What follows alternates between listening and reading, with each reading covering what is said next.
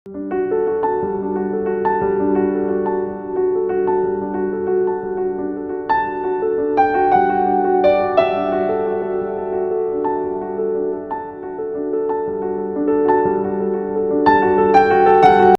Friends, welcome to PL Tamil channel. எல்லோரும் நல்லா இருக்கீங்களா? இந்த வீடியோ சாட்டர்டே எடுத்த வீடியோ. அன்றைக்கி வந்து பாப்பாவுக்கும் ஹஸ்பண்டுக்கும் ஆஃப் டே ஸ்கூல் இருந்தது, தம்பிக்கு மட்டும் லீவு. அன்றைக்கி டே ரொட்டீன் பார்க்கலாம் வாங்க. இன்றைக்கி சாம்பார் தான் செய்ய போகிறோம். அதுக்கு துவரம் பருப்பு எடுத்து ஒரு 10 நிமிஷம் ஊற வச்சுருக்கேன். 1 கப் துவரம் பருப்பு 4 பேருக்கு கரெக்டாக இருக்கும்.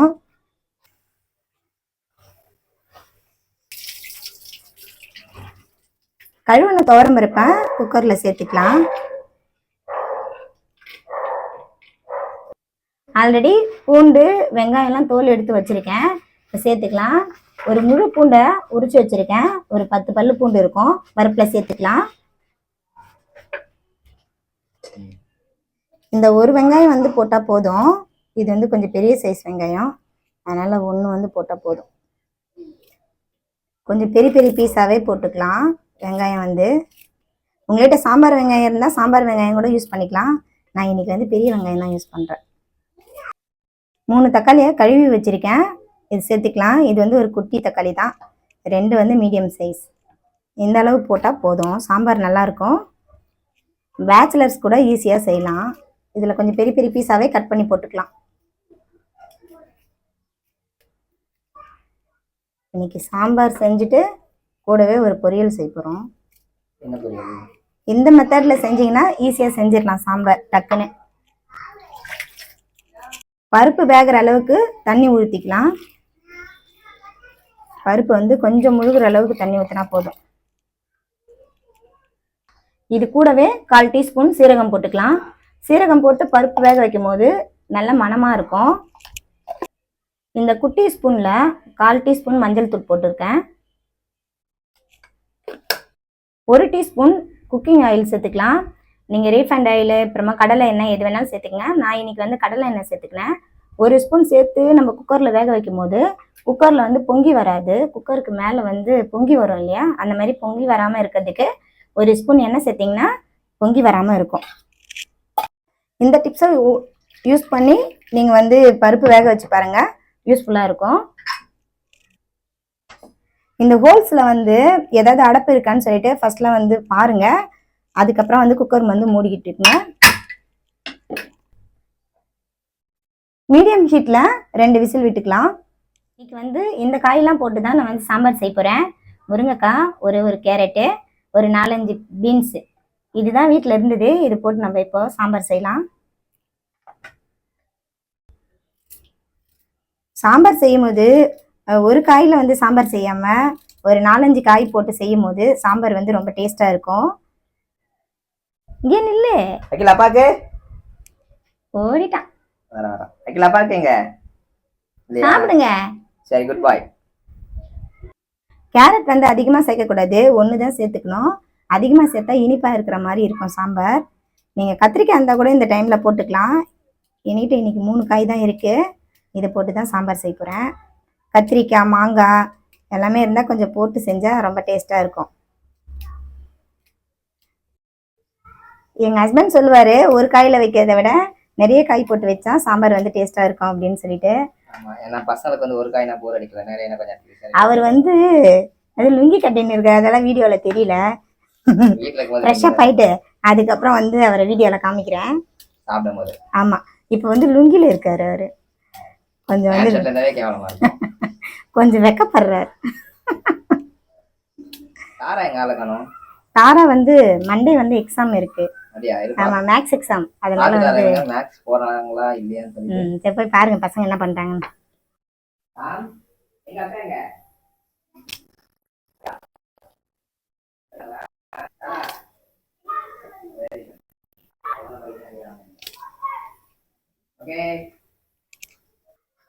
காய் கட் பண்ணியாச்சு. இப்போ வந்து இது தாளிக்கிறதுக்கு கொஞ்சமா வெங்காயம் கட் பண்ணிக்கலாம். சாம்பார் வைக்கிறதுக்கு ரொம்ப நல்ல வெஜிடபிள். முருங்கைக்காய் அப்படின்லாம் இல்லை, எல்லா காயுமே கொஞ்சம் கொஞ்சம் போட்டு செஞ்சா நல்லா தான் இருக்கும். நீ தான் சொல்லுவல்ல அடிக்கடி. இல்ல, ஆனா சாம்பாருக்கு வந்து பெஸ்ட் முருங்கைக்காய் தான் அந்த டேஸ்ட். முருங்கைக்காய் மட்டும் அப்படின்னா நான் ஜென்ஸுக்கு அதிகமாக பிடிக்குமா முருங்கைக்காய்? அப்படி கிடையாது, முருங்கைக்காய் வந்துட்டு அது சாம்பார் அது இது வந்து பொடியா கட் பண்ணிக்கணும் தாளிக்கிறதுக்கு. கொஞ்சமா கட் பண்ணிக்கினா போதும். இருக்கிறதுலே சாம்பார் வைக்கிறது தான் ஈஸியான வேலை. குக்கர்ல பருப்பு வேக வச்சோமா தாளிச்சு விட்டோமா அப்படின்னு சொல்லிட்டு சாப்பாடு சாம்பார் மட்டும் தனியா செஞ்சுட்டா ஸ்கூல் டேஸ்ல வந்து என்ன செய்யணும்னு தெரியாது. அன்னைக்கு வந்து சாம்பார் வச்சுட்டா டிஃபனுக்கு மதியம் லஞ்சுக்கு ரெடி ஆயிடும். சாம்பார் மட்டும் போர் அடிக்குமே சாப்பிட தனியா. வாரத்துல 2 டைம் தானே செய்யறோம். நடுவுல வந்து வேற எதனா தானே சாம்பார் தவிர வேற என்ன இருக்கு தொட்டுக்கிறதுக்கு பொரியல் செய்யணும். கறிவேப்பிலை வாங்கிடலாம் இல்லையா? 2 விசில் வந்துருச்சு பாருங்க. குக்கருக்கு மேல பொங்கி வரல. நீங்க 1 ஸ்பூன் எண்ணெய் சேர்த்து பருப்பு வேக வச்சீங்கன்னா குக்கர் வந்து பொங்கி வராம இருக்கும். இந்த டிப்ஸை யூஸ் பண்ணி பாருங்க. இப்போ வந்து சாம்பார் வந்து தாளிக்கலாம். ஒரு கடாயில 3 டேபிள் ஸ்பூன் அளவுக்கு எண்ணெய் ஊத்திக்கிட்டேன். 1 டீஸ்பூன் கடுகு போட்டுக்கலாம். 1 டீஸ்பூன் சீரகம். கடுகு பொரிஞ்சதும் பொடிசா கட் பண்ண ஒரு 1/4 வெங்காயத்தை இது கூட சேர்த்துக்கலாம். கொஞ்சமா வெங்காயத்தை சேர்த்துக்குங்க.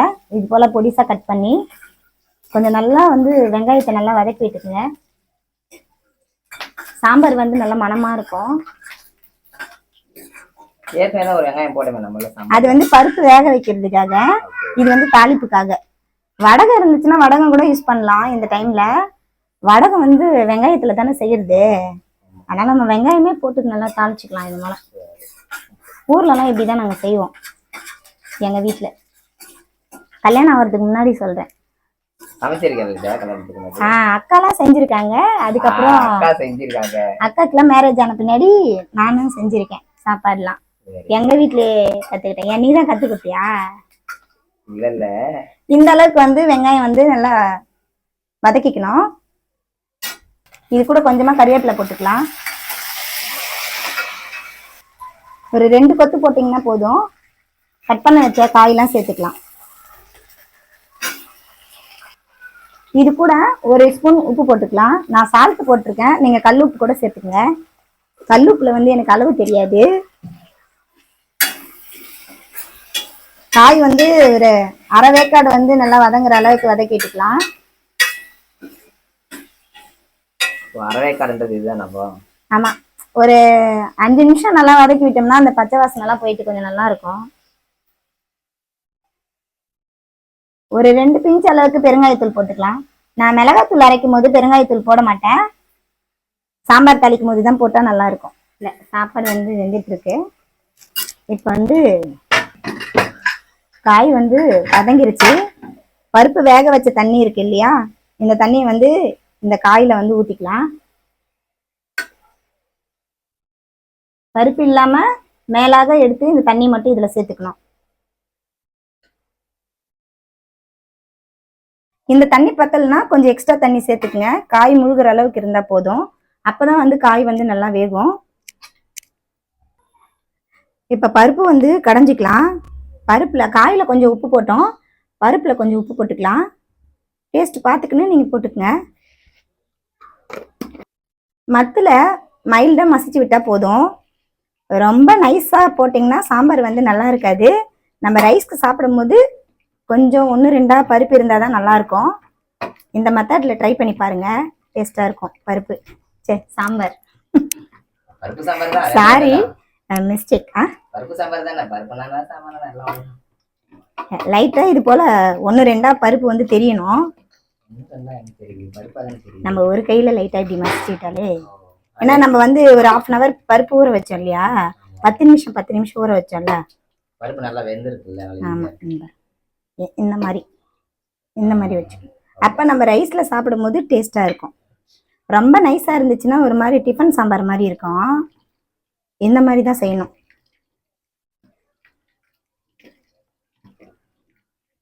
காய் வந்து பாதி அளவு வெந்துருச்சு. இப்ப மிளகாத்தூள் போட்டுக்கலாம். குழம்பு மிளகாத்தூள் நான் வீட்லயே அரைச்சி வச்சிருக்கேன். என்னுடைய சேனல்ல நான் போட்டிருக்கேன் மிளகாத்தூள் எப்படி அரைக்கணும்னு சொல்லிட்டு. இந்த டீஸ்பூன்ல 3 டீஸ்பூன் போடுவோம் நாங்க. 2 3 நல்லா காரமா இருக்கும், பார்த்து போட்டுங்க. அது சின்ன டீஸ்பூன், அதில் வந்து நான் 3 டீஸ்பூன் போட்டிருக்கேன். நல்லா காரமா இந்த மிளகாத்தூள் வந்து நம்ம சாம்பாருக்கு அப்புறம் கறி குழம்புக்கு எதுக்கு வேணாலும் யூஸ் பண்ணிக்கலாம். நம்ம பெருங்காயத்தூள் சோம்புலாம் நாங்கள் இதில் போட்டு அரைக்கல. நான் வந்து இன்னொரு வீடியோவில் வந்து மிளகாத்தூள் எப்படி அரைக்கிறதுன்னு சொல்லிட்டு நான் போடுறேன் திரும்ப. நம்ம வீட்டில் கூட மிளகாத்தூள் காலி ஆயிடுச்சு, இப்போ அரைக்கலாம். கேட்டேன் ரொம்ப கம்மியா இருக்கேன் மிளகாத்தூள். நாங்கள் 1 கிலோ மிளகா 1 கிலோ தனியா வாங்கி அரைச்சிப்போம். ஒரு 6 மந்த் வரும்ல நம்மளுக்கு. ஆமா 6 மந்த்துக்கு ஒன்ஸ் வந்து நாங்கள் அரைச்சி வச்சுப்போம் வீட்டில். கடையில் வாங்க மாட்டோம் சாம்பார் மிளகாத்தூள்லாம். வீட்டிலே ரெடி பண்ணி வச்சு யூஸ் பண்ணாதான் உடம்புக்கு நல்லது. பெரிய ப்ராசஸ். மிளகாத்தூள் அரைக்கிறது ப்ராசஸ் தான், என்ன பண்றது, நம்ம வீட்டில் நம்ம தானே ரெடி பண்ணணும். பச்சை வாசனை போற வர ஒரு 5 நிமிஷம் வந்து இது கொதிக்கிட்டோம். ஆமா, மிளகாத்தூளோட அந்த பச்சை ஸ்மெல் வந்து போயிடும். அப்பதான் வந்து நம்ம பருப்புல வந்து சேர்த்துக்க முடியும். சாப்பாடு வெந்துருச்சுன்னு நினைக்கிறேன். இது மாதிரி நம்ம வந்து பாத்திரத்துல வேக வச்சு சாப்பிட்றது ரொம்ப டேஸ்டா இருக்கும். வெந்துருச்சு. இந்த பாருங்க, சாப்பாடு வெந்துருச்சான்னு பாக்குறதுக்கு இது போல ஒரு அரிசி ரைஸ் எடுத்து இப்படி வந்து மசிச்சு வைக்கணும். ஆமா, பழமொழி சொல்றாரு எங்க வீட்டுக்காரு, கேட்டுக்குங்க. ஒரு பானை சோத்துக்கு ஒரு சோறு பதம். அது வந்து வேற எதுனா உதாரணம் சொல்லும் போது இந்த பழமொழி சொல்லுவாங்க தமிழ்ல. இப்போ இதுல காய் வெந்துருச்சு, இத வந்து பருப்புல சேர்த்துக்கலாம். நம்ம இதை வந்து பருப்புல சேர்த்துக்கணும். கொஞ்சமா இந்த கடாயில வந்து தண்ணி சேர்த்து அலசி ஊத்திக்கலாம்.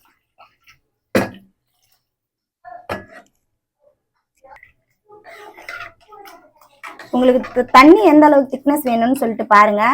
எங்களுக்கு வந்து ரொம்ப திக்கா சாம்பார் ஊற்றினா நல்லா இருக்காது. கொஞ்சம் வந்து லிக்விடா இருந்தால் தான் நல்லா இருக்கும். மீடியமான லிக்விட்ல நம்ம கொதிச்சு வரும்போது கொஞ்சம் லைட்டா திக்னஸ் கொடுக்கும். இந்த அளவுக்கு இருந்துச்சுன்னா நல்லா இருக்கும். இது வந்து ஒரு 5 நிமிஷத்துக்கு கொதிக்கிட்டோம். இப்போ வந்து நீங்க உப்பு வந்து டேஸ்ட் பண்ணி பார்த்துட்டு நீங்க சேர்த்துக்குங்க. இப்போ உருளைக்கிழங்கு பொரியல் பண்ணிக்கலாம். சாம்பாருக்கு காம்பினேஷன் உருளைக்கிழங்கு பொரியல் தான்.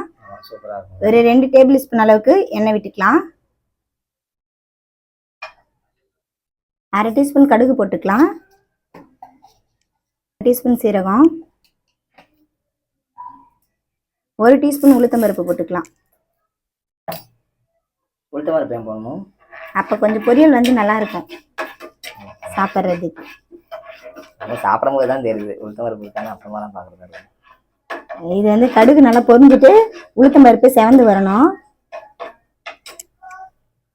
2 உருளைக்கிழங்க மேலே தோல் நீக்கிட்டு சின்ன சின்னதாக கட் பண்ணி வச்சிருக்கேன். உளுத்தம்பருப்பு இந்த அளவுக்கு செவந்ததும் உருளைக்கிழங்கு சேர்த்துக்கலாம்.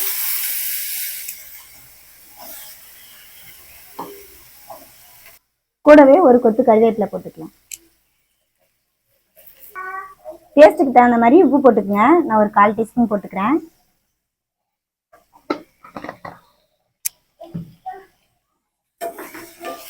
மீடியம் ஹீட்ல இதை கொஞ்ச நேரம் வதக்கி விடலாம்.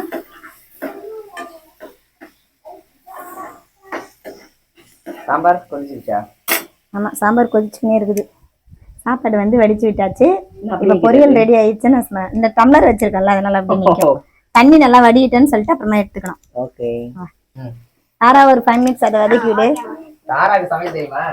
இல்ல, கொஞ்சம் கொஞ்சம் வந்து பாப்பாக்கு வந்து நாங்க இப்பதான் கத்து கொடுக்குறோம். 13 வயசு ஆகுது இல்லையா, கொஞ்சம் கொஞ்சம் வந்து கத்துக்கிட்டோம் அப்படின்னு சொல்லிட்டு சின்ன சின்னதா வேலை படிக்கணும். எந்த அளவுக்கு படிக்கிறோம் அந்த அளவுக்கு அம்மாவுக்கும் ஹெல்ப் பண்ணணும். அப்பதான் குட்டி குட்டி வேலை எல்லாம் கத்துக்க முடியும். நம்ம எந்த வேலையுமே செய்யாம இருந்தா லாஸ்ட்ல வந்து ரொம்ப கஷ்டப்படுவாங்க. நீங்க மல்லித்தழை இருந்தா தூவி விட்டுக்கலாம். மல்லித்தழை காலி ஆயிடுச்சு, காலையில வாங்கிட்டு வர சொன்னேன். ஹஸ்பண்ட் வந்து வாங்கிட்டே வரல கடையில. ஆமா, கல்ல லேட்டா இருந்தாங்களா, அதனால கடையில வந்து கொத்தமல்லி காலி ஆயிடுச்சு. நாளைக்கு தான் வாங்கணும். இதோட சாம்பார் வந்து ஆஃப் பண்ணிடலாம். அவ்வளவுதான், சாம்பார் ரெடி ஆயிடுச்சு. சாம்பார் நல்லா கமகமான்னு செம ஸ்மெல். பொரியல் இன்னும் வேகல, காய் தர இதுக்கு தயாராயிடுறா நீ? இல்ல, பாப்பா வந்து துணிலாம் கொஞ்சம் மடிப்பாங்க. குட்டி குட்டியா இருக்கிற துணி, தம்பி துணி, பாப்பா துணிலாம். பெரிய துணி தான் அவளுக்கு மடிக்க தெரியாது. அப்புறமா டிஃபன் பாக்ஸ்லாம் பாப்பாவே வந்து கழுவிடுவா ஸ்கூல்ல இருந்து வந்தாள்னா. இந்த மாதிரி வந்து குட்டி குட்டி வேலைலாம் நம்ம வந்து படிக்கும் போதே கத்துக்கணும். அப்பதான் வந்து எல்லாமே தெரிஞ்சுக்கணும். படிக்கணும், வீட்டு வேலையும் தெரிஞ்சுக்கணும், பேரண்ட்ஸ் படுற கஷ்டத்தையும் புரிஞ்சுக்கின்னு பசங்க வந்து நடந்துக்கணும். ஆமா, மூடிட்டு இல்லாமா? டாம் டாம் இங்க வாங்க வாங்க டேய் டேய் டேய் டேய் வாங்க. உருளைக்கிழங்கு நல்லா வதங்கிடுச்சு. இந்த டைம்ல ஒரு 1/4 டீஸ்பூன் மஞ்சள் தூள் போட்டுக்கலாம். ஓகே. மிளகாத்தூள் அதுவே வந்து ஒரு 1/2 டீஸ்பூன் போட்டுக்கிறேன். எங்க வீட்டு குட்டீஸ்லாம் சாப்பிடுவாங்க அப்பதான். மிளகாத்தூள் உங்களுக்கு வேணும்னா நீங்க கொஞ்சம் அதிகமா சேர்த்துங்க. இல்ல ஆனா இதுவே போதும். ரொம்ப காரமா சாப்பிட ஆ ரொம்ப காரம் தான் பசங்க சாப்பிட மாட்டாங்க. கொஞ்சம் ஒரு 1/4 டீஸ்பூன் அளவுக்கு கரம் மசாலா சேர்த்துக்கலாம். டேஸ்ட் நல்லா இருக்குல்ல. ஆமா, டேஸ்ட் கொஞ்சம் நல்லா இருக்கும். இந்த மாதிரி நீங்க உருளைக்கிழங்கு பொரியல் செஞ்சு பாருங்க, ரொம்ப டேஸ்டா இருக்கும். குழந்தைங்க நல்லா நல்லா சாப்பிடுவாங்க. நல்லா இதை 1 நிமிஷத்துக்கு வந்து எண்ணெயிலே கொஞ்சம் நல்லா ஃப்ரை பண்ணிக்கணும். அப்பதான் அந்த பச்சை வாசனைலாம் போயிட்டு நல்லா வரும். உருளைக்கிழங்கு பொரியல் வந்து ஈஸி தான். நிறைய மெத்தட் இருக்கு. நாங்க வந்து இந்த மெத்தட் சாம்பாருக்கு வந்து இப்படிதான் செய்வோம். வெங்காயம் தக்காளி எல்லாம் போட மாட்டோம். நல்லா அப்படியே ஆமா உருளைக்கிழங்கு சிப்ஸ் சாப்பிட்ற மாதிரி ஒரு ஃபீல் இருக்கும். பாருங்க எந்த அளவுக்கு ரெடி ஆயிடுச்சு. சூப்பரா உருளைக்கிழங்கு பொரியல் ரெடி ஆயிடுச்சு. அவ்வளவுதான், ஆஃப் பண்ணிடலாம். சாப்பாடு வந்து இப்போ நிமித்தி விட்டுட்டேன்.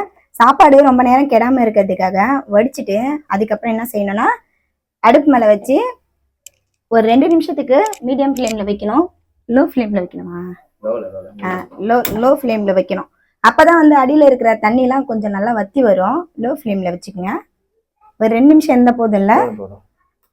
இந்த மாதிரி நம்ம செய்யறதால இல்ல எனக்கு கொஞ்சம் சொல்றது வந்து வார்த்தை வந்து தடுமாறிடுச்சு. அவ்வளவுதான். நான் தான் வந்து சாப்பாடுலாம் செய்வேன். ஹஸ்பண்ட் வந்து போய் சொல்றாரு. இந்த மாதிரி நம்ம செய்யறதால சாப்பாடு வந்து ரொம்ப நேரத்துக்கு வந்து கெடாம இருக்கும். நம்ம காலையில ஒரு 7:30 7 o'clock அது மாதிரி வடிக்கிறோம் அப்படின்னா ஈவினிங் 5:30 வரை நல்லா இருக்கும் சாப்பாடு இல்ல. ஆமா, நாங்க ஸ்கூல்ல சாப்பிட்டு நம்ம ஈவினிங் வரும்போது நல்லா இருக்கும். 3 ஒரே சிங்கிள். இந்த அரிசி வந்து சென்னையில வாங்கின அரிசி இல்ல, எங்க திருவண்ணாமலை டிஸ்ட்ரிக்ட்ல வாங்கின அரிசி. இங்க வந்து வாங்குற அரிசி எல்லாமே ரொம்ப பெருசா இருக்கு. அதனால நாங்க ஊர்ல இருந்து வந்து வாங்கினோம். மாமா வந்து இருக்காங்க, அவங்க வந்து கொரியர் மூலமா எங்களுக்கு போட்டு விட்டுருவாங்க அரிசியே. ஒயிட் ரைஸ் எவ்வளவு பலபலான்னு இருக்கு. இப்ப நம்ம இதுல வந்து வெரைட்டி ரைஸ் கூட நம்ம செய்யலாம். புளி சாதம், லெமன் சாதம் எல்லாமே செய்யறதுக்கு இந்த மாதிரி சாதம் வந்து வடிச்சு செஞ்சீங்கன்னா நல்ல டேஸ்டா இருக்கு. பாருங்க எந்த அளவுக்கு மெலிசா இருக்கு. வெஜ் பிரியாணி கூட இதெல்லாம் ஆமா. எவ்வளவு 1500 ரூபாய்ல இந்த அரிசி 26 கிலோவா? 26 கிலோ வந்து 1500 ரூபாய். நாங்க கொரியர் மூலமா அனுப்புனதால கொரியர் சார்ஜ் வந்து ஒரு 400 ருபீஸ். அவ்வளவுதான். 2 சிப்பமா நாங்க வாங்கிடுவோம். 26 கிலோ வந்து 2 சிப்பமா வாங்கிட்டோம்னா எங்களுக்கு ஒரு 3 months வரும். ஒயிட் ரைஸ், பொரியல், சாம்பார். கையோட பாத்திரமும் தேய்ச்சிட்டா வேலை முடிஞ்சிடும். அதனால நம்ம சாப்பாடு செஞ்ச பாத்திரம்லாம் வந்து இப்பவே நான் தேய்ச்சிடுவேன். பாத்திரம்லாம் தேய்ச்சி முடிச்சாச்சு. பசங்க வந்து குளிக்கிறாங்க. நாங்களும் ஃப்ரெஷ் அப் ஆயிட்டு சாப்பிட வேண்டியதான்.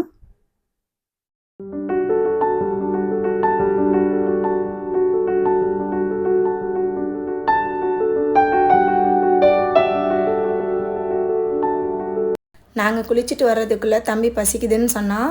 அதனால் பசங்களுக்கு சாப்பாடு போட்டு கொடுத்துட்டேன். பாப்பா வந்து தம்பிக்கு ஊட்டி விடுறேன்னு சொல்லிட்டு இருந்தா. நேற்று வந்து ஹஸ்பண்ட் மாம்பழம் வாங்கிட்டு வந்தாங்க, அதையும் கட் பண்ணி வச்சுட்டேன். பசங்களுக்கு ரொம்ப பிடிக்கும். இன்றைக்கி சாம்பார், ரைஸு, உருளைக்கிழங்கு பொரியல், மாம்பழம், இவ்வளோ தான் எங்களோட லஞ்சு.